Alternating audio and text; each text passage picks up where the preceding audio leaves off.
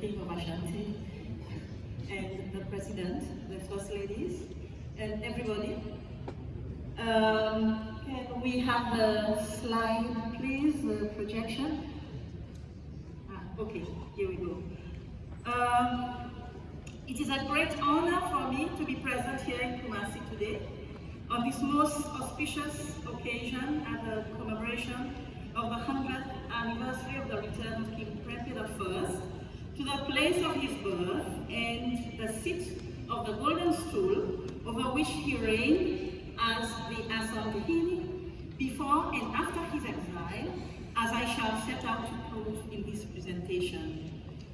I wish to express my sincere gratitude to my friend and mentor, Jean-Claude Pascal Baoun, who availed me of this opportunity and who pointed me to the right sources and guided my approach to the problematic of King Prempeh's sojourn in Seychelles. I also take this opportunity to thank Dr. Ivor Ajiman Dua, who has been so diligent in ensuring our presence in Kumasi for this occasion. I'm very honored to have traveled in the company of Seychelles resident branch of the Prempeh royal family, the Prempeh Marimbas, hailing from my own district of Conséqual. I would like to point out that I've restricted my presentation to King Prempeh's sojourn in Seychelles and the impact it has had on Seychelles history and society, which is why I have called it Lasting Legacies.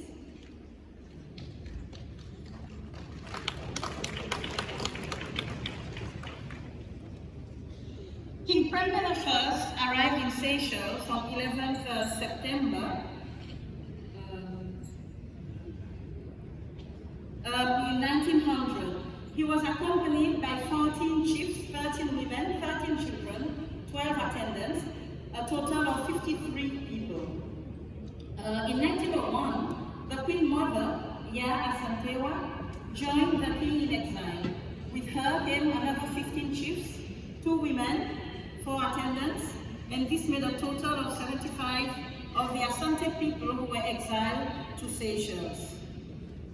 Without intending to, the king's captors had made it possible for him to maintain his status as a king among his own people by availing him of his council of chiefs, and in that respect, he made good use of that opportunity, on which I will proceed to elaborate later.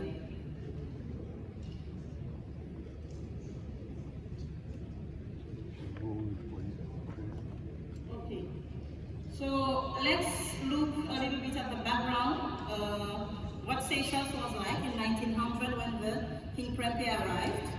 The archipelago was still governed by the British Colonial Office as a dependency of Mauritius.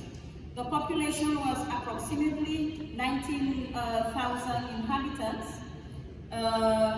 Seychelles society at that time could be described as a typical colonial plantation society, which had been founded on slavery. A very small minority of French colonial descendants owned most of the land, while a majority of the population, consisting mainly of slave descendants, including the progenies of abusive relationships between plantation masters and African slave women, worked on coconut or vanilla plantations.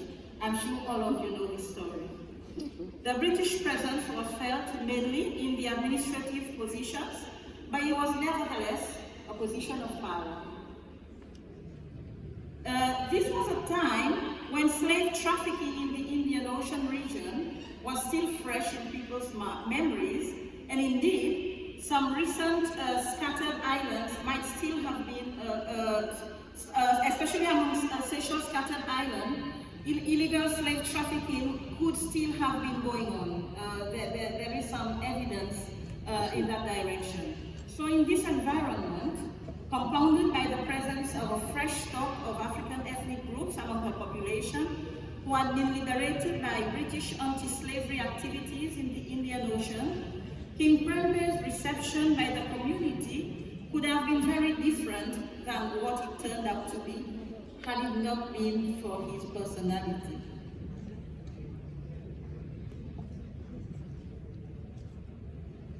So I want to look now a little bit at the political conditions.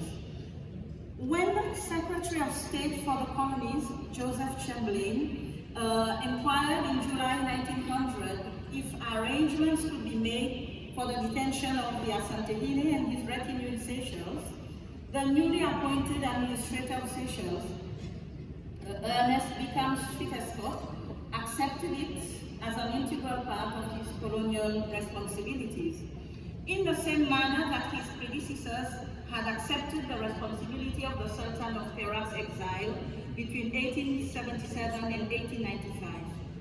As for the treatment of the king and his retinue, once they got there, it seems that though in theory the Asantehini was stripped of his status, and indeed he was officially referred to as ex-King Prempeh I, he was in fact treated with every respect and dignity, and was accepted as the leader of the inmates of what was known as the Ashanti camp. Examples of this are Governor Scott's invitation of the king, his mother, and all his chiefs to the celebration of King Edward VII's 60th birthday on 9th November 1901. And in 1903, he was there with his entourage to celebrate the unveiling of the Victoria Clock Tower in memory of Queen Victoria. So, as you can see, this is a stamp.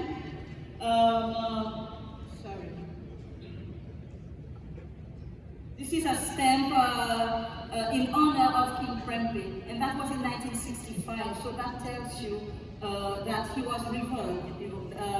People had respected him and had a good memory of him.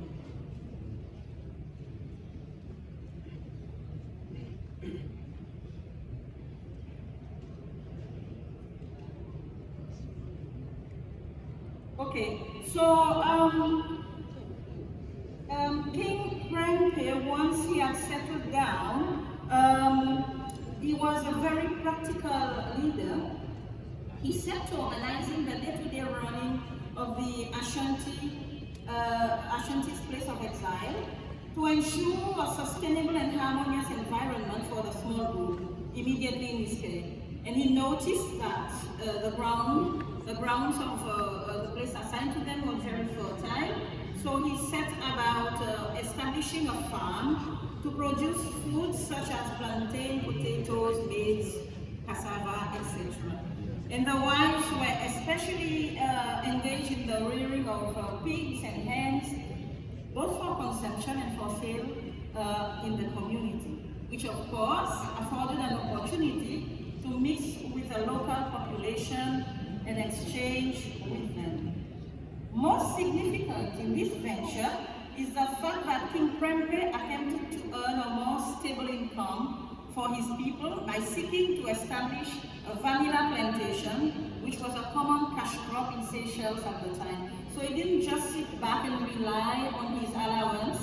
He tried to become self-sufficient, or at least to become more self-sufficient and not too dependent.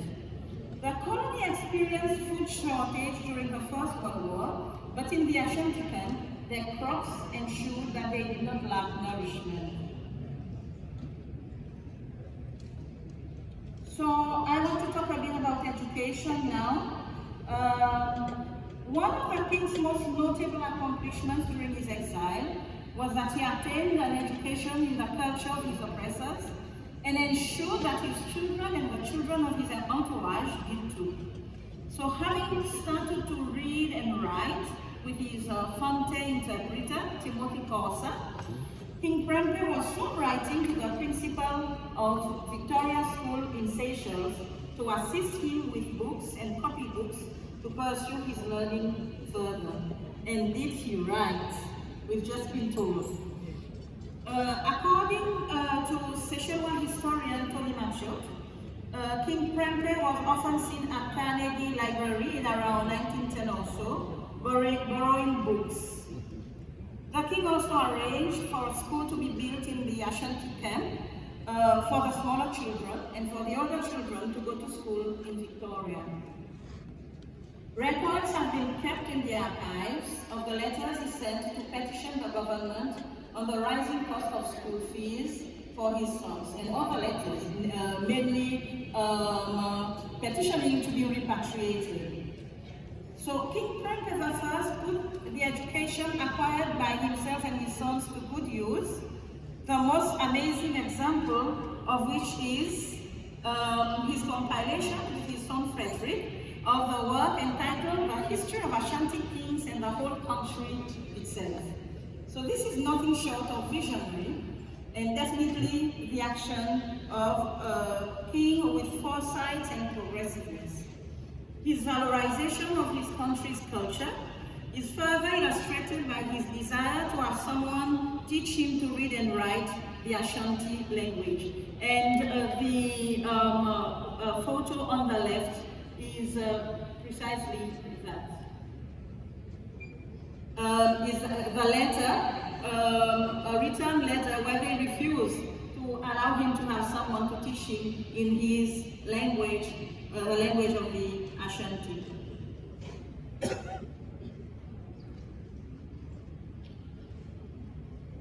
The king also saw the necessity of learning the Creole language in order to smooth relations between his entourage and the local people, to learn from them and to exchange with them. So, one of the most intriguing legacies of King Prempeh's exile in Seychelles is the traditional Asante pharmaceutical knowledge shared with the local people. There are stories of the local people seeking medical advice and cures from the Ashanti camp, something which was facilitated by the women of the camp. Most interesting is the legacy of Seychelles' most renowned herbalist, whose fame is said to have spread throughout the Western Indian Ocean, Mr. Charles Zialo of Oswaya district. He was said to have gained his knowledge from the Asante traditional doctors. There are even allegations of a book of Asante pharmaceutical knowledge having been in the possession of Zialo. Since it is already known that King Prempeh was intent on committing Asante traditions, history and practices to paper, it wouldn't be impossible for such a book to have been compiled by members of his retinue. And certainly, it is a fact that two of his chosen followers in exile were traditional Ashanti court physicians, not witch doctors, physicians, namely Kwaku Afrem and Kwame Yeboah.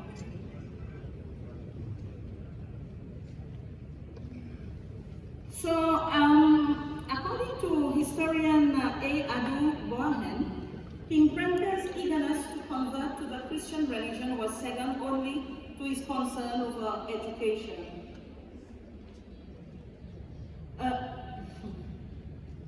King Prempeh must be playing with it.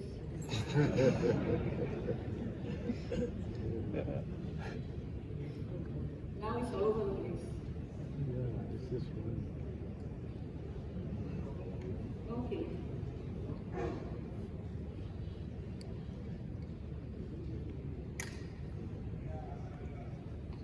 Okay, I think we are back on track. Okay, so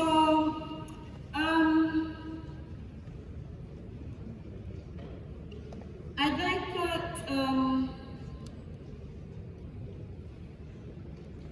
okay, let me finish about religion. While the king did not outrightly impose Christianity on his followers, I'm not touching it, he's doing that on his own.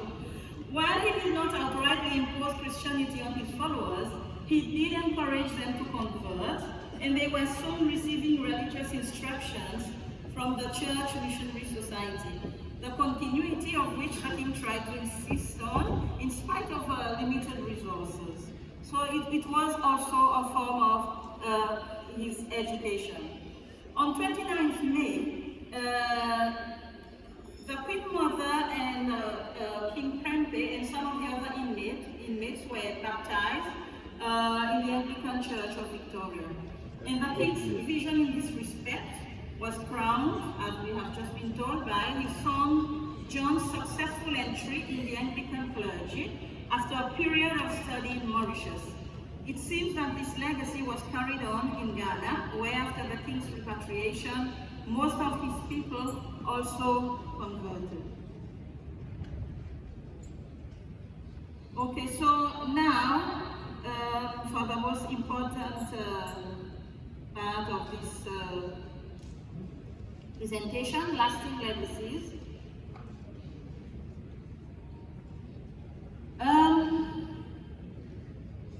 There can be no ties stronger than genetics between families and people, so we know that. And King Prempeh I has left behind such a legacy in both Ghana and Seychelles, a fact that is illustrated by the reunion of family members from both sides of the continent on the occasion of the 100th anniversary of his repatriation. The king's memory of the archipelago and his sojourn there, as well as the Seychelles people's memories of him, has resulted in the strengthening of diplomatic ties between Seychelles and Ghana, and most importantly, between the Seychelles and the Ashanti. This is symbolized by the presence of the President of Seychelles and his delegation at the invitation of the Ghanaian government and the present Asante Otumfuo Nana Hussein Tutu II. The bonds between our two countries are cemented not only by our historical ties and memories of friendship and respect between both parties, but also by the fact that members of King Prempeh's entourage, including his sons, married Seychelles women, thus linking the bloodlines of these two nations. So Ghana and Seychelles, we can never fight because we are family. Examples of these genetic bonds directly linked to King Prempeh I himself through his son, James Boaki Prempeh I, the Prempeh Marimba family, through Mary Prempeh Marimba, daughter of Princess Susie Marie Prempeh. And as you can see, the family grows, which is a good sign for the Prempeh descendants in Seychelles. And Princess Iket Prempeh. These are only two examples. I know there are many more. James Boaki Prempeh's eldest daughter, Princess Iket, who had several children, one of whom, Molly Prempeh, made a visit to Seychelles in 2015, where she was given a warm welcome by her Seychelles relatives as well as the general public, especially after she displayed the ability to speak Creole, even if she had left Seychelles as a young child. As she saw the name Princess Prempeh held by somebody at the jetty, Victoria, she called out, "La Mona!" which means, "Here I am," in Creole. So she never forgot.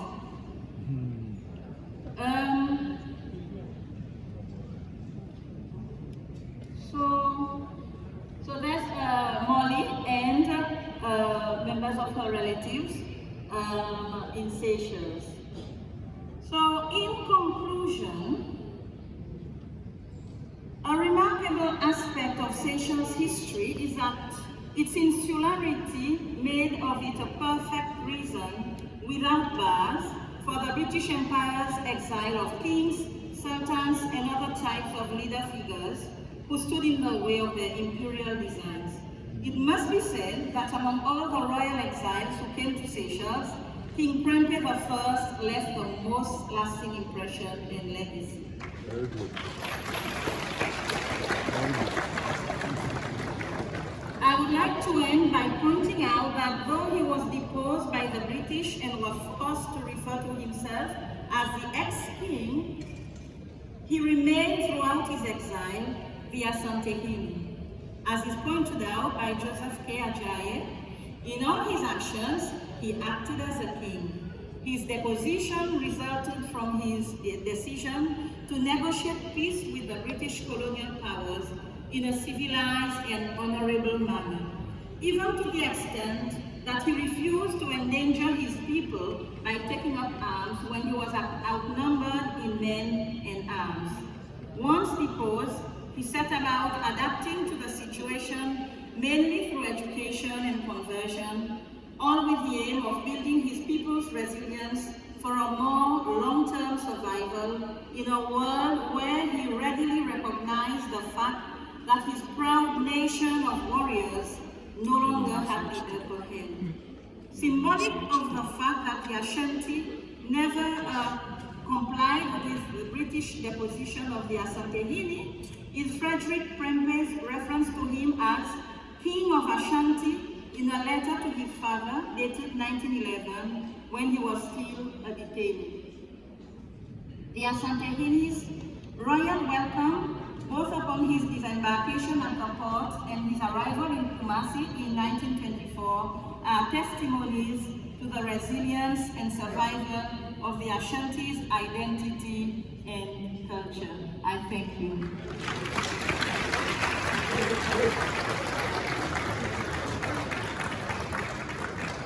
We're grateful to you, Dr. Penda Chopper, Director of Creole Language and Culture Research Institute, University of Seychelles, for giving us that good appreciation.